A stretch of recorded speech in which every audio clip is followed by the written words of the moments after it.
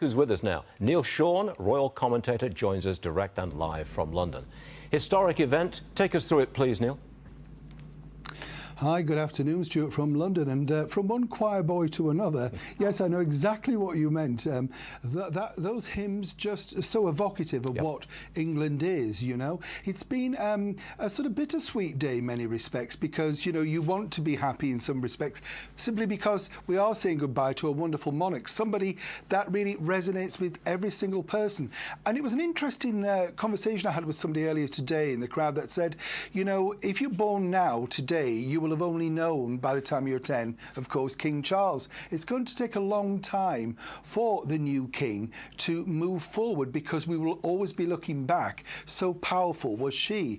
It was a marvellous, send-off event, as we say here in England, but just so moving. But if you just looked at the sheer pain on the face of King Charles, it's been very tough for him. And when you consider, and I mean this in the kindest way, he is over 70, to undertake the grueling task that he has over this last week is pretty amazing. I think we should applaud him for simply getting through. And, of course, the Queen Consort. I think they've done an incredible job this week. One of our Fox commentators, Piers Morgan, earlier this morning, suggested that King Charles would get away from politics, that he wouldn't push his political points of view, that he would be a king in the model of his mother.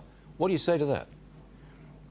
Do you know, Stuart, I think that if he wishes it to survive, that's a spot-on comment. What, you know, King Charles needs to do, really, is shut up, learn exactly from what made his mother such a phenomenal worldwide success, not just as our monarch, but as a world monarch in many respects.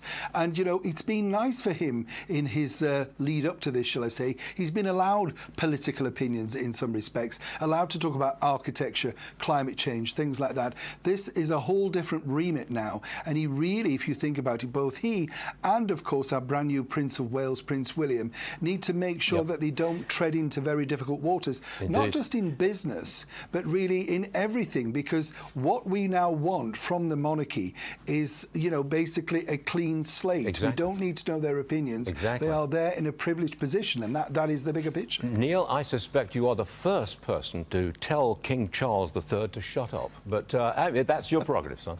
Thanks, Neil. See you again. Thanks a lot. A pleasure. Thank you.